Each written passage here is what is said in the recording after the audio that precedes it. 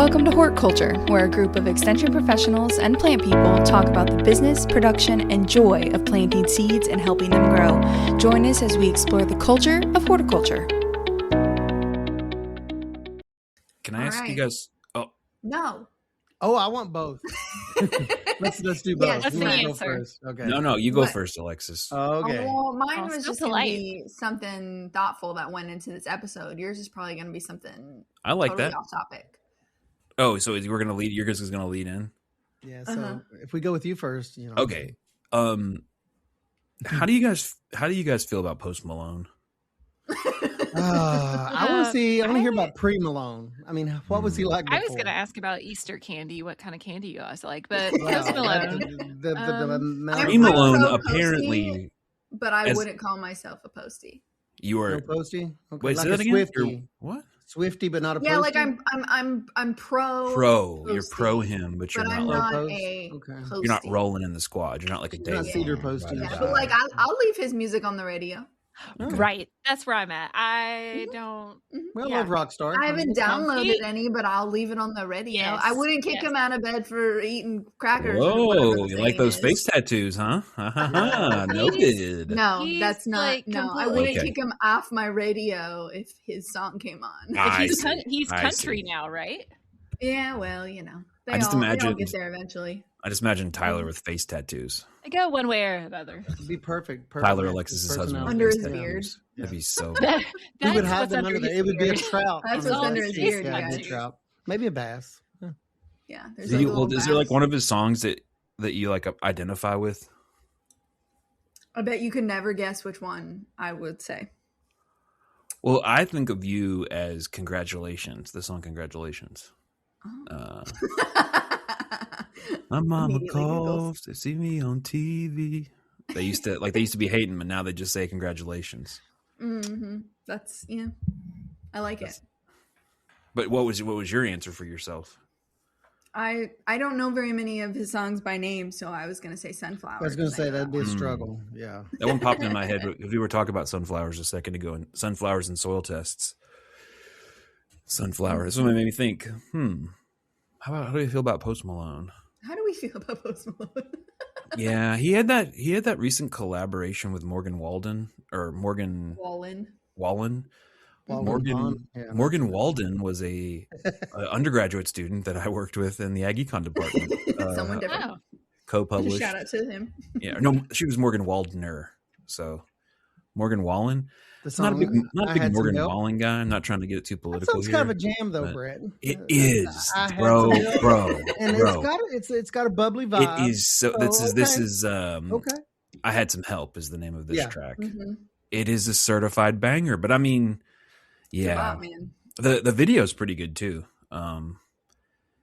If you haven't seen it, it opens with Posty in a phone booth, like a payphone phone booth, but it's supposed to be modern day.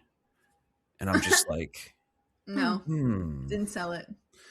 Maybe So- in the desert somewhere where it's a time dimension thing or something. Maybe Yeah, in that's Appalachia, true. We don't know. it's Yeah, like, somehow, well, it's like somehow.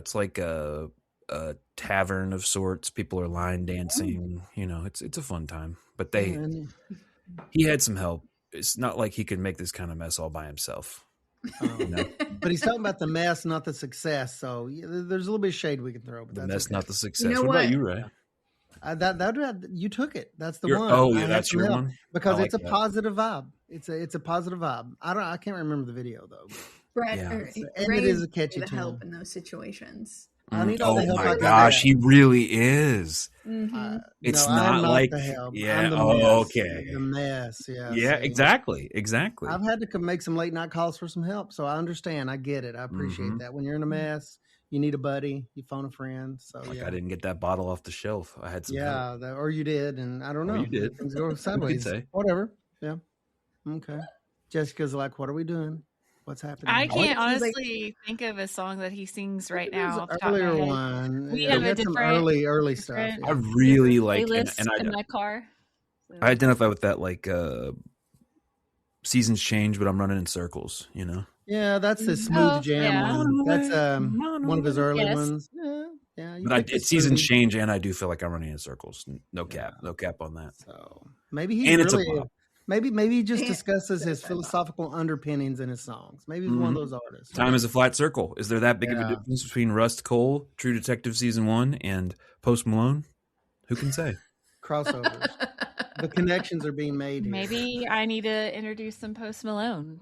But Maybe he's kind of gone country now, so I don't know if that's a positive or a negative for anybody. He's kind of horticulture themed. I mean, he talks about seasons and needing some help from time to Sunflowers. time. Sunflowers, thank you. So maybe he's really underground horticulture kind of. Side note: he is a huge Magic the Gathering guy. Okay, no joke. Appreciate that. You've really deep dived on him, haven't you? Yeah, that's why I wanted to know what you guys thought. He's on the wiki right now. What are you talking about? Doing the. I'm gonna have to deep dive on Post. One thing about Brett is if he knows one thing about one thing, he knows all the things about that. All the things. He just doesn't know one thing about one thing. One of the things that endeared me about Post Malone was that I found out in middle school, he regularly wore like a full suit to school, public school, typical public school, and he wore a full suit. He was projecting success at an early age. Yeah, he was just different, you know. He's just people just built shower for a while, but yeah. I knew you wouldn't understand me and Posty, Jessica. I knew it. I'm sorry. Our constant two that are on repeat currently right now. Keep in mind, I have a 5 and a 3-year-old. They love Queen, Don't Stop Me Now, and Mr. Blue Skies. Can't think of. No, wait a minute. No. Mr. Blue Skies? I was thinking Bright Eyes. Sorry. Mr. Blue Sky from EOE, right? Wow. What are they called? I don't know that song. I forget the name. Electronic Orchestra. Yeah, they do the Yellow Electric Light Orchestra. Yes. Yep, that's him. They like those on repeat on their way to preschool in the morning. Not to be confused with LFO. No, right. Completely different. That's more of a summer jam. So yeah. That love girls that wear Abercrombie and Fitch. Yes. Take care if I had one wish. Yeah.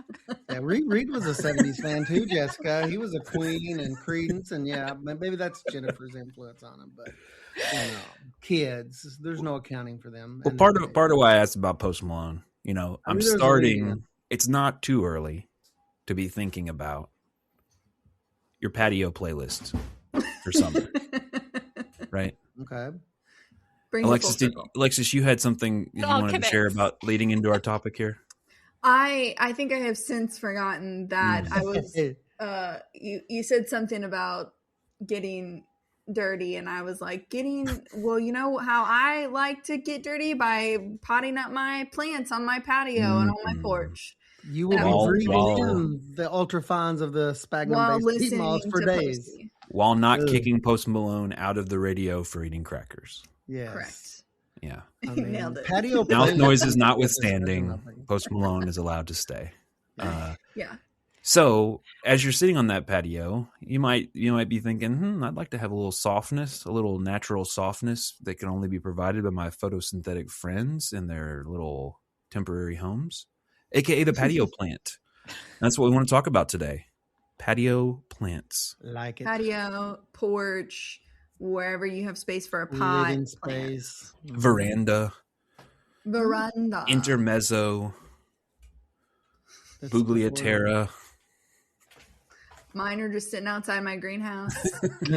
I think they can provide all year round entertainment. For those of you who have small children, my flower pots on my porch currently have nice ruts in them because there are little toy excavators digging out the potting soil, which is fine and dandy until you fill them up and you're like, hey, quit throwing all that soil out of there.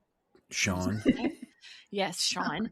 And then you kind of ruin the fun when you finally actually plant things in there. And I'm just like, sorry. But then it becomes like a little jungle, and they can hide little fake animals and dinosaurs, and Can you paint a picture? Can you paint a picture of these pots for me? What do they look like? About what size are they? Orientation. The ones I have were actually left by the previous owners, so they're like the classic rectangular, concrete, hypertrophical looking pots, right? That's why they left them. They were concrete pots. They were, very heavy. Yeah. Nobody's gonna move those. Nobody. Yeah. About how big did you say? I don't know. Good volume. Could you hug around it? Compared to a 5-gallon bucket, how big? Compared to 5 gallons, yeah, you could almost hug. Yeah, you could probably hug around it, I would say. Okay. Yeah. I'm measuring hugs. So. Strange unit of measurement, but let's go with that. Yeah. Yeah. But just simple things to put in it to enjoy through the summer, like wave petunias or something that, that's going to... Hot Wheels, whichever. Or Hot Wheels. You mentioned a summer classic. Wave petunias. I bet you the petunias, them being what they are, I bet you they don't mind the concrete, do they? And kind of thing. They don't. They love it. They just love it. They actually come back year after year if you don't dump the soil out. And then I just transplant them around to other pots. I love it. You just let them get overly mature. You just let them get mature and just stay in place in the winter, and you're going to get those back. And I think I've told you guys this. This one is my Callie started doing that, and they're not supposed to really do that, I don't think, calibrachoas. And so I've had 3 calibrachoas the last 2 years, which is weird.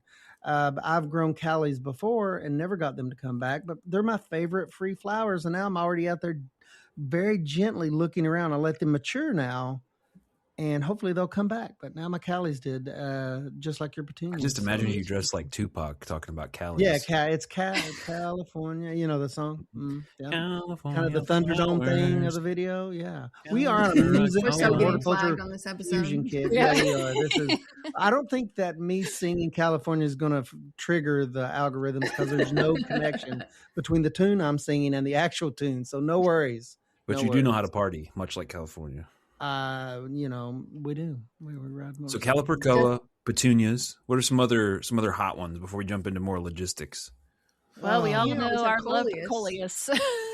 Yeah, coleus and all the colors and forms that comes in. Goodness, yeah. Have you guys come across coleus haters at all? They do exist. Yeah. Really? Because it's overused, or they think, or yeah, I might be one. I might be one. Oh man, you garden clubs. No. Yeah.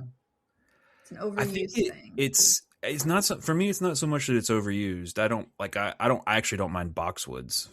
Let that sink in. But you do mind coleus? It's not that I mind them, or that I'm not truly a hater. But since you all are all lovers, I will let the hate flow through my veins like a young Anakin Skywalker. It's that they look so like they're so like kitschily vibrant sometimes. Like they're like a polka dot shirt, or a leopard print shirt or something. Like they just feel so gauche. So I mean, their brightness, their funness, their everything is like their strength, and it's also to me their weakness. And so sometimes they're too perfect. I also think in some landscapes, in some contexts, it just really, really doesn't work, which is true of any plant. True. And so maybe it's my inability to just let go and have fun and just be a summer girly or something. But they're too joyful for you. Yeah, they're just too happy. It's making me smile. I don't like that. Now. Yeah. I'm the star of the show, not the coleus. You need to come up with a dark purple one called Melancholy just for Brett, to bring the vibe down, to bring the temperature down. Yeah, maybe I'll just get a deep purple coleus and just work my way into it. I actually have come to appreciate them much more, but the first exposures to them, I don't know, they just weren't my... How do you feel about begonias then, Brett? They're kind of in that classification, Yeah, I mean, a little bit different. They have bloomy blooms, but they have interesting foliage too. Yeah, I associate begonias with my grandma, which is positive and negative. One, I love my grandma, and I planted those begonias for her. That was pretty cool. Nice. But I also just associate it with like old ladies. Great. I was going to say I love them, so no problem, Brett. You're dead to me. Well, there's so many different begonias, right? You got your angel wings. That's what I was thinking. Great point. Wings, yeah. Save this conversation, Alexa. So so while we're on begonias, what are the ones you just said? The different types or the different kind of big categories? There's, angel and or dragon wing begonias. I think depending on who you ask, they'll call them something different. Depending on where in the Bible Belt you are. Like deviled eggs versus dressed eggs. Yeah. I had to look that up today. Either or. And tuberous begonias. Yeah. Those are beautiful. Yeah. And they pack a punch. What are the other begonias that are like the little, like the lime, the series. wax ones, right? Mm-hmm. Those are the ones. A lot of colors. Yeah. So I think that part of the point here is there's a lot of different, because even within coleus, there's like really different ones with very like different colors, different shapes, different all that kind of stuff. And so like, don't take the bog standard Home Depot container thing that you've seen as the only options. You can really branch out and find some cool things that are different. Even if it's the same plant, just a different variety. So we've hit petunias, begonias, callie, marigolds. So happy, so much happiness. Yeah, that's another fan favorite at our house. Thus, why my husband thinks it's a good idea to buy me like 5 flats of them. We have about like 200 marigolds just plopped around. It's kind of very like Dr. Seuss, depending if you get like the African ones. And so then they're just like marigolds just like plopped around everywhere. My wife, to do a 180, Jennifer really likes, my wife really enjoys a good vibrant lettuce mix with a few green onions thrown in like the tiered containers you can get, the prefab tiered containers. Doesn't take much of a volume of soil, but she absolutely loves growing different lettuce mixes in those, the reds and the yellows and everything in between, arugula and all of that fun stuff. And we'll have a few onions and stuff in her little tiered planters, but she'll put that out in full sun, 6 to 8 hours. But she is just about every year. She's already asked me this year. She goes, "Is the lettuce container, is it ready?" I'm like, "No, it's not." So, No, it's not. Bring me my lettuce container. Bring me my lettuce container, Yuli. But that's sort of on a different avenue. Salad. Yeah, that's always fun. Salad. Doing like we do a cherry tomato in a very large flower pot each year. So productive. So out of control. Yeah. Do you go just like the indeterminate that just keeps going and going? Usually a random cherry tomato plant that I will pick up somewhere in the spring craziness and plant that and just let it do its thing, because it's almost a guarantee, to get something off of it, unless you get a really fat tomato hornworm on there. But that's also a cool life lesson, watching that as well. So that's a learning lesson. You too will one day be consumed. It's like we're going to teach the 3 and 5-year-old life lessons. Okay, Mom. We just were here for the cherry tomatoes in our salad. Another one I associate with my grandma is geraniums. Yes. Yeah. That was I used to plant geraniums for her every year. And we've done some geraniums in pots, or in like hanging baskets and pots and stuff in the back.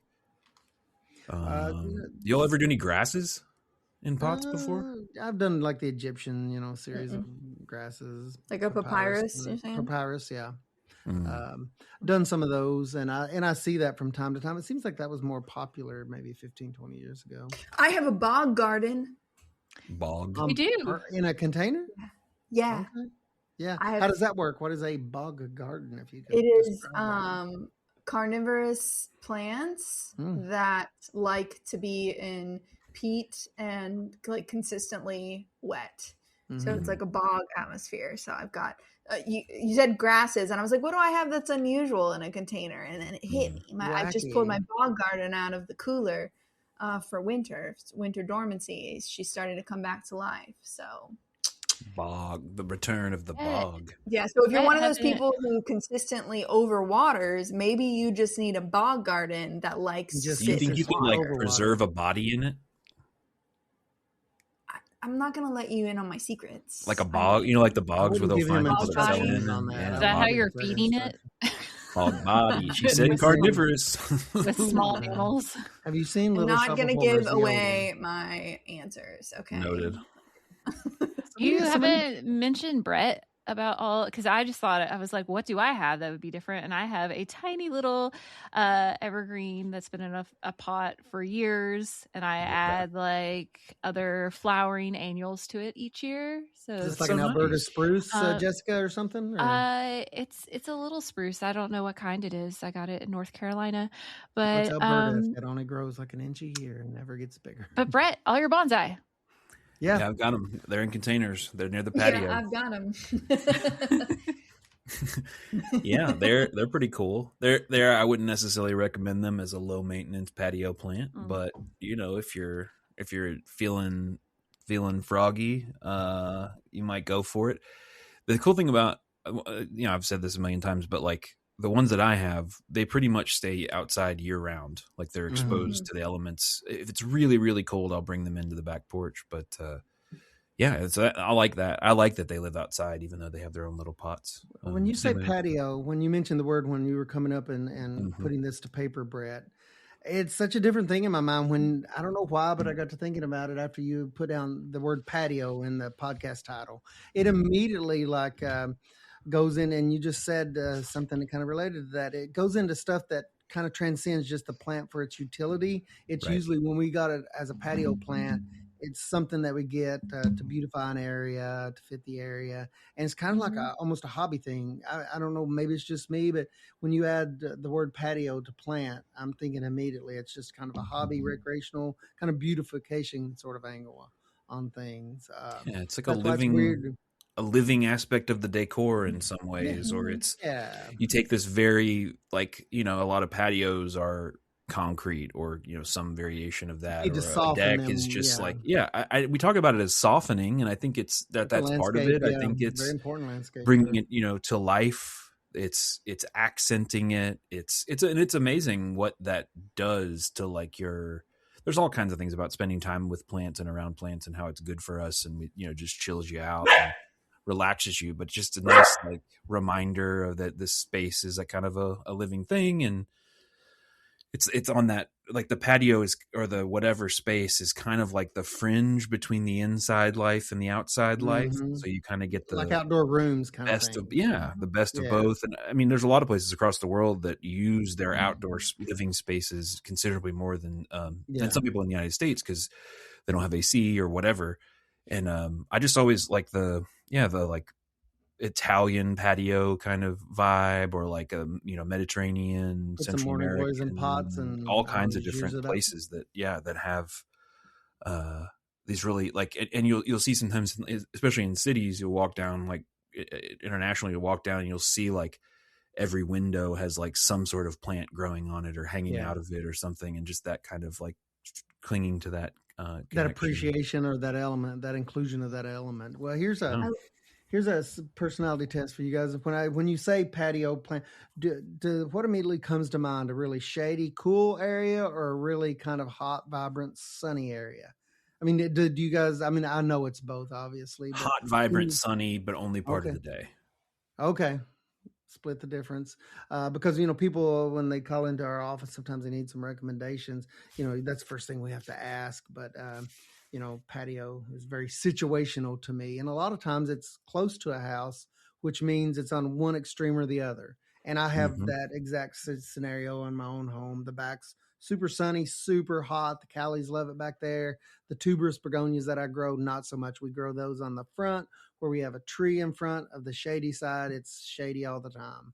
So I think of extremes when I think of patios, either like super sunny, or like Jessica, I don't know if your concrete containers out in the sun, but like then you start thinking about root zone temperatures and watering schedules. I mean, it's like, that's the tell of patios to me, is kind of one extreme or the other in a lot of cases, unless you're Brett and you have a little bit of either. Oh yeah, my idea of patio is not a real patio. That's what I was wondering. I was going to ask you when we say patio. Our back patio is it faces squarely into the west, so it is hot in the afternoon. But it's pretty shaded, or pretty chill most of the time before that. But it's a good morning spot to hang out. In the afternoon in the summer, it's a little bit rough. Were you going to say something, Alexis? You were going to say like I love something, or? I mean, I was going to say I love to see the patios when you've got, off the first floor, multiple floors up, and you've got all these draping plants that are coming down, and for people who have like put up little trellises and have a plant that vines up it, so like maybe blocks the sun or blocks the wind on the patio. Functional. I was talking to somebody recently who was wanting on their porch. They had to take a tree down that shaded the porch, and they were like, "Well, I don't want people being able to look into my porch because they're in a neighborhood." And I was like, "Oh, you could just put like a vine up there or something," and just there's so many options for that creating that like space, that room like space with plants. That's really fun. Yeah. And the pots window are cool. boxes. Oh, go ahead. Well, you don't get as much escape, root escape at least from pots as you do in some other situations. You were saying about window boxes, Jess? Yeah, that's something I always think looks really pretty when they're planted right. Yeah. And there's a house in Lexington I know I pass all the time going to my in-laws in the summer, and they always have really pretty window boxes that they can easily get to, right? Because it's like a one-level house. That's key. Easily get to and probably easily water, but they are gorgeous every year, and it just like it That's really like draws your attention, you know. Very Southern Living magazine kind of to that house. Very picturesque. Yeah. Garden and gun. Yeah, take it in that direction. That works. Sometimes you tell people that's a real magazine and they don't believe you. Oh, it is. It is. But a premium feature when I see window boxes, especially nowadays where I'm not noticing them or they're just not as common. I know they're a high maintenance item, but so cool when you see those window boxes and they're well maintained and they have a pop of color, whether it's geranium, or petunia or something trailing. It's so cool to see those. There's a house in Lexington that. Oh, there you go. No, it's okay. We're just all so excited to talk about patio plants. Now we're starting. I think it's because it's been like so warm, and then it's cold, and then it's warm again, and it's like I want to plant something, but I don't want all the pot inside. Yeah, I was just gonna say, like from the mental health perspective, I noticed last year was like the first year since we've been in our house that I successfully had a full summer of a nice patio pots like that, wasn't my house plants or something. There's like a designed floral one because I kill every hanging basket I ever had. So I had one on the front porch and I had one on the side porch that got shade, and I was able to, number one, grow plants that I'm not going to grow anywhere else. And it was just like such a nice thing that when I would come back up and come inside, and this is coming from someone who has thousands of flowers in the field, right? It's not necessarily about just the flower. It was just something nice and fresh and lush that's easy to take care of, just responds really well and pretty quickly to whatever you need. And it was just there. It was just a bright on the top step, just a little bright pop. And, I was amazed how, even though, I have all of this other stuff available, just how something that simple was just so refreshing. Yeah. And it seems crazy, to say that, I enjoy the watering part of it, or just the nighttime routine with the sun staying out longer and then going around and watering, or if you water in the morning, whenever when's your opportunity, but to go around and check the little plants, and like you said, it just adds that little extra pop of color to the area. And you might also get some little critters as bees or butterflies or other little visitors coming up closer while you're out on your patio. I love the plants that attract the butterflies to the patio. What am I thinking of? Or insects in general, like lantana or some of those that I love lantana. I love lantana in containers. I just they do. That's what we have some of those in the back from time to time because it's hot and dry. But yeah, I love the things that bring particularly butterflies, but bees are fine too with me. But I love those plants that attract those things. Bees are fine with me. Bees are fine with me too. They're good. I mean, they're obviously attracted down with the they're okay, I guess. I mean, yeah, their pollinators are okay. You buzz off, buddy. But yeah, I like also love. I also love my veg in pots. I think that has been again, going back to somebody who has tons of land to be able to put in an in-ground garden of any size that I choose, maybe even the same size as the amount I have in pots. Just something about just the accessibility of the pot that has been I have a garden for the first time because I've done it all in pots, and I don't have to break ground. I don't have to think about where things are going. I don't think about weeding. It's in a pot. I can do it when I want to do it. It has been a game changer, and I'm growing so much garlic, and I have so many tomatoes started and I'm so excited about it. Just a little something for me. Yeah. You can have challenges. Yeah. I think we are much more visual and symbolic and react to symbols and the way that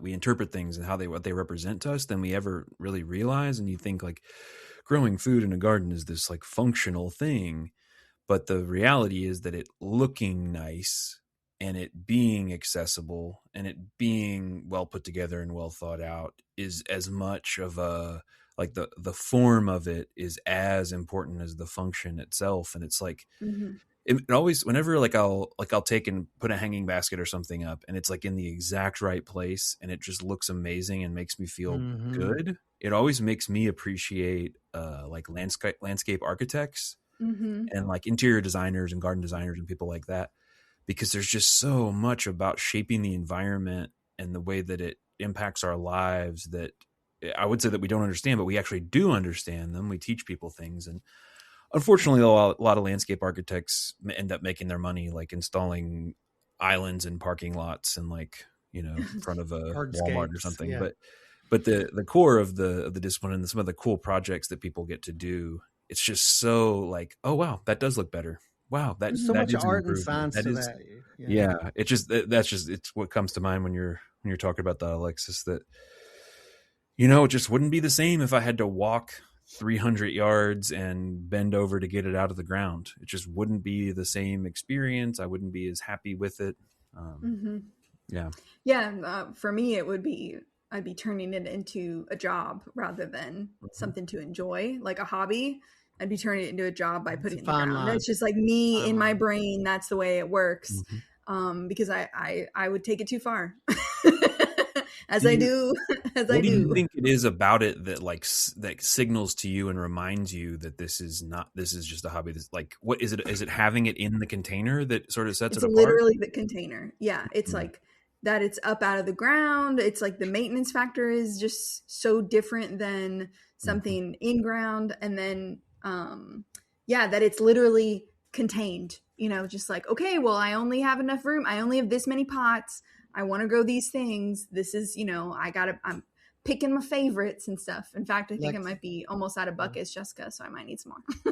I heard a botanist once say that it's a difference between a wild squirrel and having a pet squirrel. The pet squirrel is even more, I'm like a pet. I've heard a botanist call like the container plants. They're cuter and more accessible to you. They're like the pet squirrel. It becomes cuter and fuzzier if you have it accessible and where you go to rest. So Ray, you struck me as a guy who's had a pet squirrel in his life. I may have had some pet squirrels. If you feed them consistently and constantly enough over time, they will come and be. My aunt had some that are bordering on pets for sure.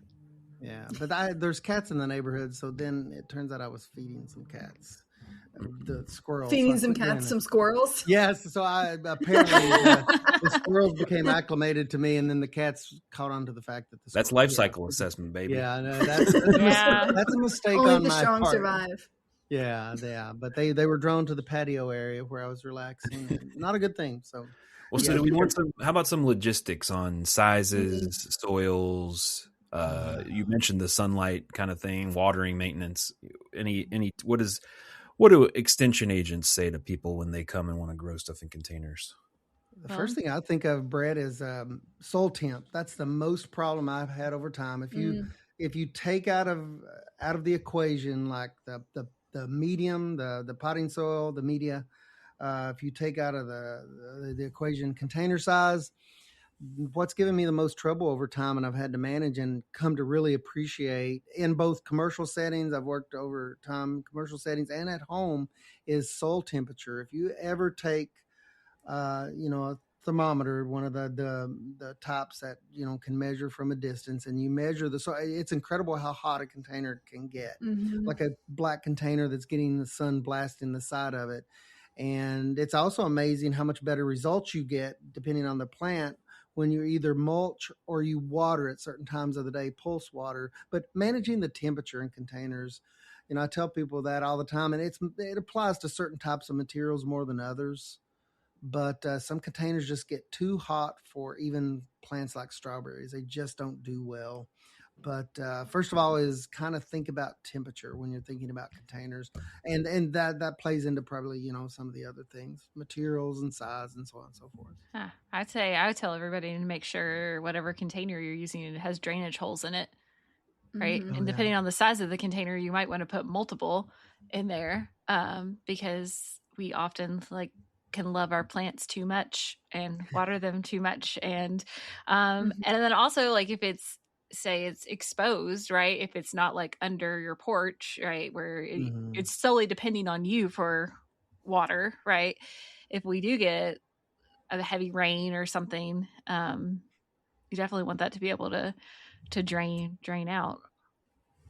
So yeah, I usually talk about size of a container. So I go back to we've had my old coworker Alethea on here before, but she was my FCS agent, and she did a patio garden on her back porch, and she was asking me, what size pots did she need to get, because she wanted to do jalapenos and she wanted to do tomatoes. And I said, you need a 5-gallon bucket, at least the size of a 5-gallon bucket per tomato.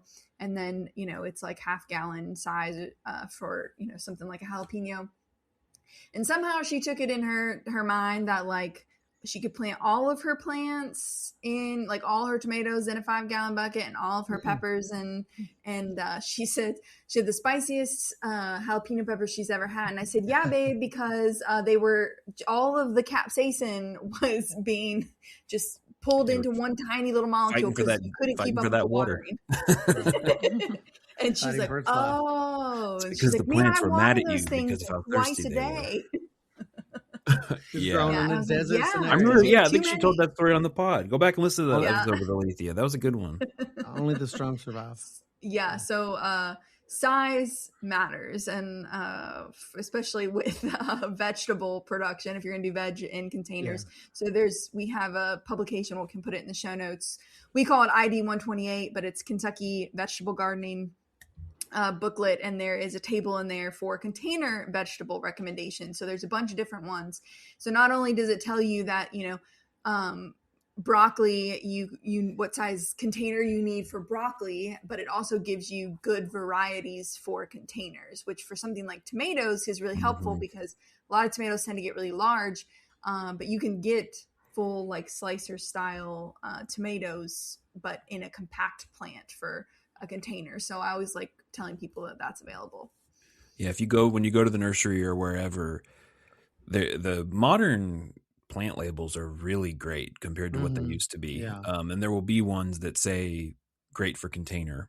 And if you don't see that, you can ask the people that work there or look them up online, like what you're look up on an ID 128. But I know last year when I was looking for stuff, I did some container tomatoes last year, and it was just wanting to, because those things like to send roots kind of deep, and so if you don't get one that's more compact, that's going to handle that better, you're going to watch a long leggy plant die a slow, painful death in the side of a bucket, and not get a whole lot of tomatoes. Sounds like a song title. Yeah, long leggy plant. What about media, or as lesser people would call it, soil? Very I just important. Like regular potting media. Yeah, potting. So, like, just any. It doesn't have to be complicated, right? No. Yeah. Not actual soil in a bucket, because that'll make it. We've definitely said it not. a million times. Yeah, so don't dig it out of your garden. Heat-based media that would be labeled potting soil, probably. Potting soil, yeah. And a lot of people like the potting soils that have, like, extra stuff in it that holds the water a little bit longer.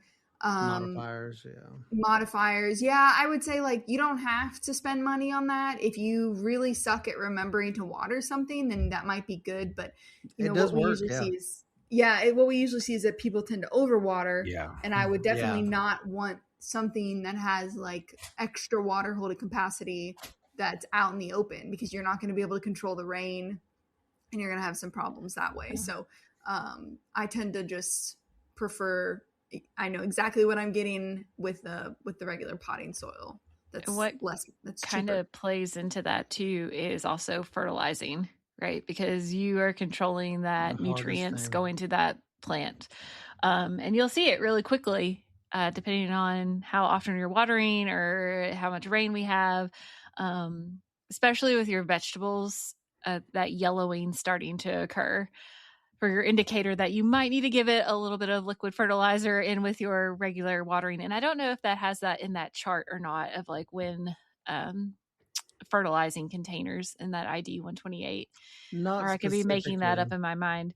But that's something to also consider is fertilizing throughout the season your containers, because different plants will deplete what nutrients may be available in that commercial potting mix faster than others will. Potting mix just doesn't hold any nutrients. I mean, if you look at potting mix under a microscope, it's literally little pieces of moss. That's what it is for the, peat based, if it's sphagnum peat based. But no, then that's the hardest thing for me besides temperature is just that fact, Jessica.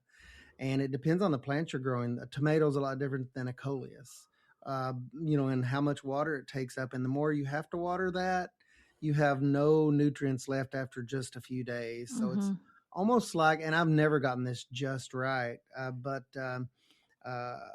it seems like that's where your modified fertilizers that are coated, like Osmocote's a trade name, but fertilizer like that releases a small amount of fertilizer every time you water to give it small micro doses along the way to kind of bump it along, does better than these big hot doses of full strength fertilizer because, depending on, once again, your fertilizer schedule.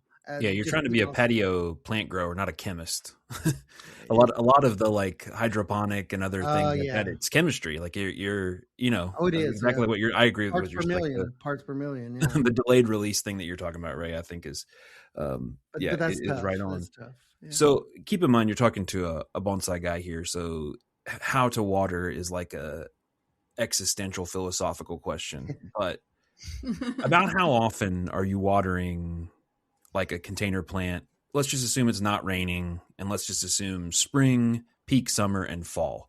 Like, about how often are you typically watering other than when it needs it? I mean, and maybe even how do you know when it needs it?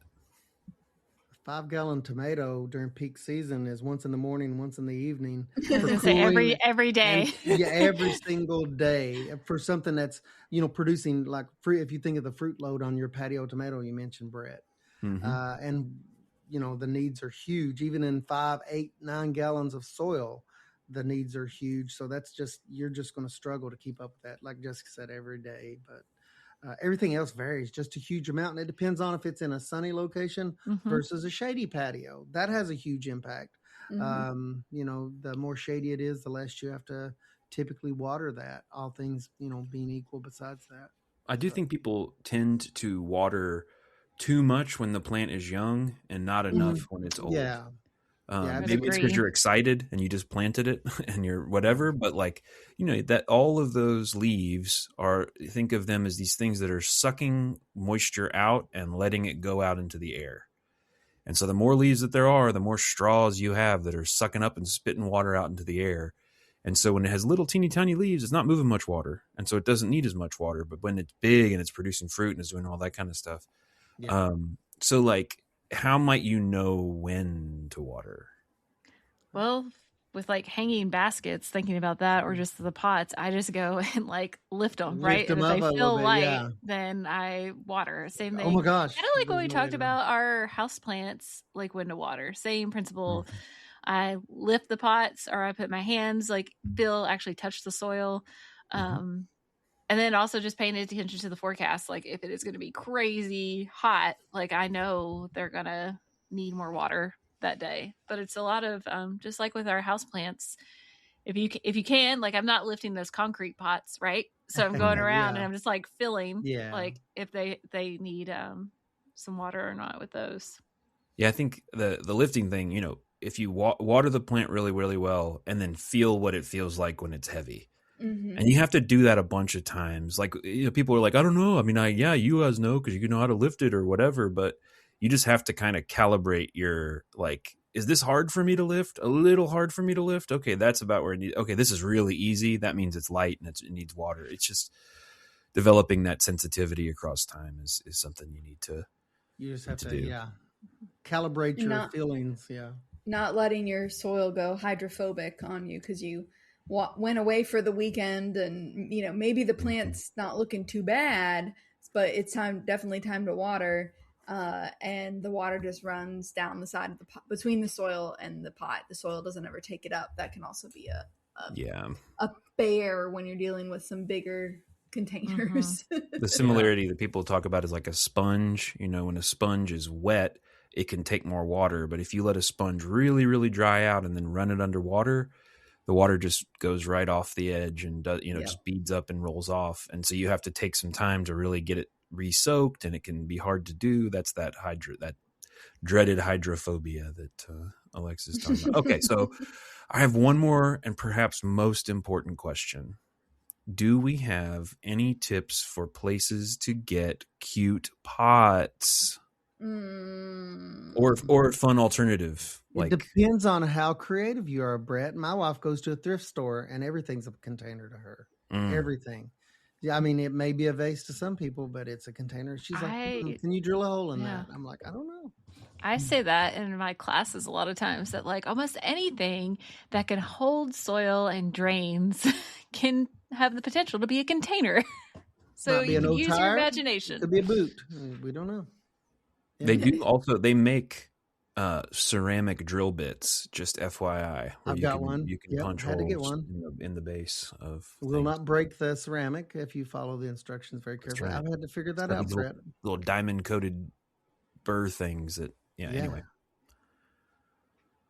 But anybody else? I use Jessica's old livestock mineral buckets. Yeah. They do work great for growing veggies. Or someone who has cows, ask them if they use minerals. They're a good volume of soil. Yeah, good volume. Awesome. Yeah, they're really great for a lot of stuff. I've grown potatoes in them. The potatoes were kind of small, but I've grown potatoes in them. Same. We attempted onions until my 3-year-old went out and he went out, pop, pop, pop, made that sounds, and he popped all the onions out as they were growing. And but yeah, those are good size. So you can like repurpose a lot of things, right? Yeah. Or this is getting more into like almost raised beds kind of territory, but like water troughs or like other things like that in that realm that may like leak now. You can't use them for their, initial, what they were originally purchased for. It can hold the soil and it's already leaking, right? So there's your drainage. And, use those as planters. I think go ahead, Brad. Sorry. I think you all might just be so cute that this is what you think like cute. He's cute. I have to make up, I have to go extra cute in order to make up for this. And so fuzzy. This is like, I don't know, mineral tub. You don't want a mineral tub with the label with the nutritional needs still on the side. You can always paint it, right? Like hot spray paint that baby pink. Who cares? Bourbon barrels, right? That's still a thing, right? People want to decorate the bourbon barrel. For those who may be looking, I was a little frustrated when I first went and looked for some at like the major home centers, the orange ones and the blue ones. They are so expensive. They're expensive, but they're also there's not that much variety. And I went to a store called At Home, which is it kind of reminds me of what was Garden Ridge when I was a kid. It's like a large kind of semi-warehouse type store. The pots can still be expensive, but there's usually some sort of an online coupon. They have a shocking number of different pot styles: plastic, ceramic, concrete. I mean, overwhelming a number of options. They have the big ones that look like terracotta, don't they, Brett? They have giant ones. They have small ones. Awesome, love them. Yeah, and I got ones at Ollie's. Same. Oh yeah. Kind of a discount sort of chain. Home. Yeah. You snagged some at Martin's Supply too. So produce supply places that you can go get 6-packs or drip irrigation or whatever. They've carried more and more every year. They carry more styles, but I got some. They're plastic, but they're urns and they look more like a metal. The one I've had on my porch is white. That looks kind of like a white concrete. It's a stone, whatever. I've had that thing on my porch for 5 years, and I'm still going to use it. So And theirs are really inexpensive, like kind of mind boggling. So if you've got a produce supply place, you can go even if you don't, have a farm or something, and you'll just pay tax, which is what you would pay anywhere. But you can get some really good stuff for cheap. I do that at Landscape and Nursery. We have a landscape and nursery place that sells a lot of stock, and they install stuff. So they've got what I call a pile of pots, and that's what they call it. It's about 3 stories high in the back. And I go and get, because I love big volume pots. They're not pretty, and Jennifer will not allow me to use it on her pretty patio area because she says it's not her vibe, whatever. But I love those big nursery containers. The big black. Yeah, they're like and they're different series. I forget the numbered series, but they're about 7 to 8 gallons. And then there's squat pots that are also very good. But any which way, I go and raid their pile of pots all the time for very, very, very cheap. Pennies on the dollar. They're just looking to get rid of those. And I am just like a squirrel in there digging through walnuts. I'm just all the containers. I love them. Yeah. So check out. If you're really crafty, I've seen people do take some grout or cement, and they'll on a plastic pot, and so they'll go around the outside of it, and so then it'll look like it's rock or something like that. Yeah, concrete, and or they'll put stones on it, or whatever, like just to boost the vibe. You make your hyper tufo ones. So there are a lot of options for there's cute a lot. pots. There's a lot of options. Whether you're buy it and be done with it, or thrift it and adapt it, or a scavenge it from the back of the landscape place and then find a place to hide it type person. Mineral bucket reuser. Who knows? There's a space, in this container world for you. So that's all. So that's all I have. Grow something in a pot this year. If you've never done it before, I'm telling you, it's a game changer. Have at it, even if it's some lettuce or just a marigold or some combination of the two. You might find yourself adding another bucket every year. Next thing you know, bucket farm. Awesome. Well, if you have any questions about container gardening, whether that is a houseplant or a vegetable or just a annual flower, whatever it is, if you've got questions, feel free to reach out to us via email. You can also follow us on social media at hortculturepodcast, and check out the show notes, and we'll put some links into finding the right size for at least for veg. But if you've got questions on flowers or anything like that, please feel free to reach out. And we thank you for listening with us today. If you've got any ideas, please feel free to throw them out there. Leave us 5 stars. We'd appreciate it very much. It helps other people find our podcast as well. But we thank you for being here and hope you join us next time. Have a great one.